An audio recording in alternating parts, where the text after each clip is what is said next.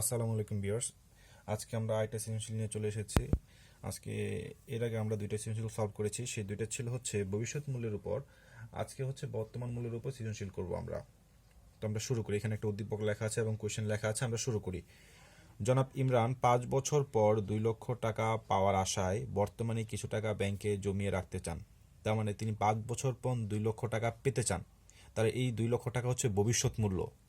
তো এটা দেখে বুঝেছি। এবং এ ব্যাংকে জনাব ইমরানকে বার্ষিক 10% হারে সুদ দেওয়ার প্রস্তাব দিয়েছেন এবং বি ব্যাংকে 9% হারে মাসিক চক্রবৃদ্ধি সুদ দেওয়ার প্রস্তাব দিয়েছেন। অর্থাৎ এখানে দুইটা ব্যাংক আছে, একটা এ ব্যাংক একটা বি ব্যাংক।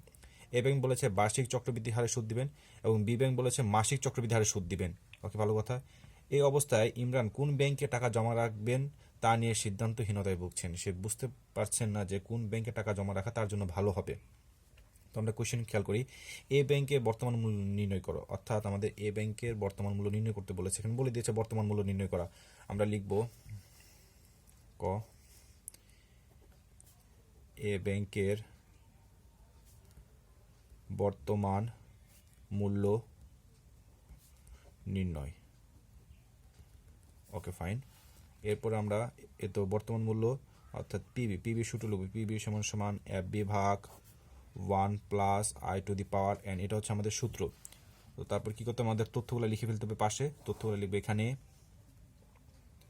এখানে ভবিষ্যৎ মূল্য অর্থাৎ এফবি দেওয়া আছে 2 লক্ষ টাকা এবং সময় এন দেওয়া আছে 5 বছর আমাদের। তারপরে সুদের হার দেওয়া আছে 10%।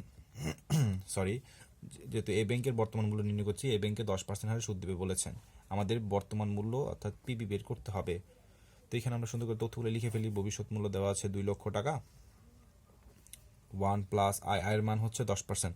10%কে আমরা জানি 0.10 লেখা যায়, আগের বিরোধগুলো যদি আপনি দেখে থাকেন। এবং এন সময় 5 বছর। ওকে, উপরে 2 লক্ষ টাকা 2 লক্ষ টাকায় থাকবে, নিচে 1 প্লাস 0.10 যোগ করে ফেলবো। যোগ করলে হবে 1.10, আর পাওয়ারই থাকবে। এরপর আমাদের করতে হবে হচ্ছে যা আছে উপরে 2 লক্ষ টাকা তাই থাকবে, নিচে এটাকে পাওয়ার করব। পাওয়ার করলে আমাদের মান আসে হচ্ছে, তো আমাদের পাওয়ার করলে মান আসে হচ্ছে 1.61051।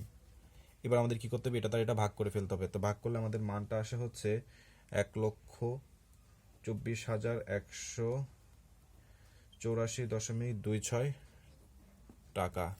তো আমাদের বলা হয়েছিল এ ব্যাংকের বর্তমান মূল্য নির্ণয় করে, আমরা এ ব্যাংকের বর্তমান মূল্য নির্ণয় করে ফেলেছি। অতএব এ ব্যাংকের বর্তমান মূল্য 1,24,184.26 টাকা। ওকে, আমরা পরবর্তী পেজে খ নাম্বারটা সলভ করব। তো স্টুডেন্ট, আমরা ওই পেজটাই দেখে নিয়েছি হচ্ছে ক নাম্বারটা কীভাবে বের করা এ ব্যাংক বর্তমান মূল্য। তো আমাদের খতে বলা হয়েছিল যে কোন ব্যাংকে টাকা জমা রাখা লাভজনক হবে। এইটা বের করতে গেলে আমাদের দুইটা ব্যাংকেরই বর্তমান মূল্য বের করতে হবে। তো আমি লিখে রেখেছি কোন ব্যাংকে টাকা জমা রাখা লাভজনক হবে তা বের করার জন্য আমাদের বি ব্যাংকের বর্তমান মূল্য বের করতে হবে। আমরা এ ব্যাংকের বর্তমান মূল্য কত বের করে ফেলেছি, এবার বি ব্যাংকের বর্তমান মূল্য বের করব। তো বর্তমান মূল্য সূত্রটা আমরা লিখে ফেলি। PB is equal to F B ভাগ 1 plus I to the power N. এটা ছিল আমাদের এককালীন ভিত্তির। যেহেতু আমাদের বি ব্যাংকে বলা হয়েছে যে চক্রবৃদ্ধি হারে সুদ দেবে, মাসিক চক্রবৃদ্ধি বললে এম এর মান আসে, আর এম আয়ের নিচে বসে আর এন এর সাথে বসে। তো আমাদের সূত্র লিখেছি, এবার আমরা তথ্যগুলো লিখে ফেলবো আমাদের। এখানে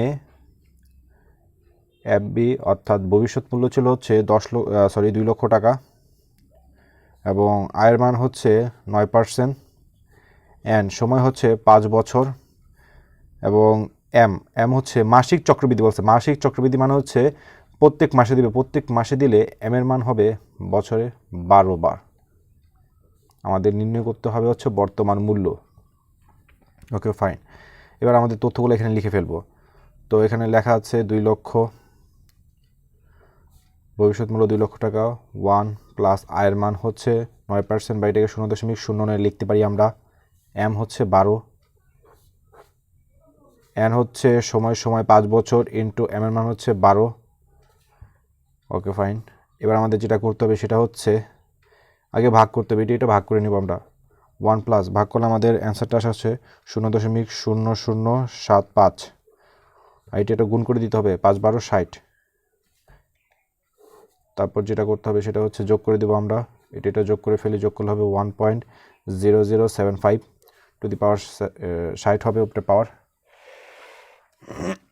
সরি।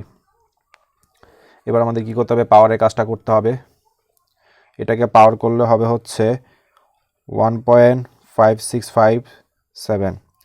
এবার আমরা এটা দ্বারা এটা ভাগ করব, ভাগ করলে আমাদের অ্যান্সার আসবে 1,27,738.39 টাকা। ওকে, তাহলে আমরা বি ব্যাংকের বর্তমান মূল্য বের করে ফেললাম, আমাদের এ ব্যাংকের বর্তমান মূল্য বের করা আছে। এবার আমরা সিদ্ধান্ত দিব। তো এখন আমরা সিদ্ধান্ত দিব। তো একটা আগে সিদ্ধান্ত দেওয়ার আগে আমরা একটা জিনিস বুঝে নিই, সেটা হচ্ছে মনে করেন আপনি একটা ব্যাংকে 10 টাকা রাখলেন। সিদ্ধান্তটা আমি এখানে একটা উদাহরণটা লিখে নিই আগে। মনে করেন একটা ব্যাংকে আপনি আজকে 10 টাকা রাখলে 1 বছর পর আপনি 100 টাকা পাবেন। আরেকটা ব্যাংকে 8 টাকা রাখলে আপনি 1 বছর পরেই 100 টাকা পাবেন। আপনি তাহলে কোন ব্যাংকে টাকা রাখবেন, এই ব্যাংকে নাকি এই ব্যাংকে? নিশ্চয়ই এই ব্যাংকে টাকা রাখবেন, কারণ হচ্ছে কম টাকা রেখে বেশি টাকা পাচ্ছি আমি। এখানে যদি বেশি টাকা রেখে যদি সেই টাকাটাই পাই, তাহলে আমরা কেন আমি বেশি টাকা রাখবো? আমরা কম টাকা রেখে যে বেশি টাকা পাবো সেই ব্যাংকে টাকা রাখবো। এখানেও সেম কাহিনীটা হয়েছে, যে আমাদের দুইটা দেখা যাচ্ছে যে এ ব্যাংকে যদি আমি টাকা জমা রাখি তাহলে আমাদের আজকে বর্তমানে রাখতে হবে 1,24,184 টাকা। কিন্তু অন্যদিকে বি ব্যাংকে যদি আমি রাখি 1,27,738 টাকা। এদিক দিয়ে দেখা যাচ্ছে যে এ ব্যাংকে কম টাকা রেখে আমি 2 লক্ষ টাকা পাচ্ছি, আর বি ব্যাংকে 1,27,000 টাকা রেখে আমার সেম 2 লক্ষ টাকায় পাচ্ছি। তাই অর্থাৎ এ ব্যাংকে কম টাকা রেখে 5 বছর পর 2 লক্ষ টাকা পাওয়া যাবে। তাই বলা যায় যে জনাব ইমরানের জন্য এ ব্যাংকে টাকা জমা রাখা অধিক লাভজনক হবে। এই জন্য আমরা এ ব্যাংকে জমা রাখবো। যদি সৃজনশীলটা না বুঝেন তাহলে ভিডিওটা আবার দেখবেন। ওকে, ধন্যবাদ।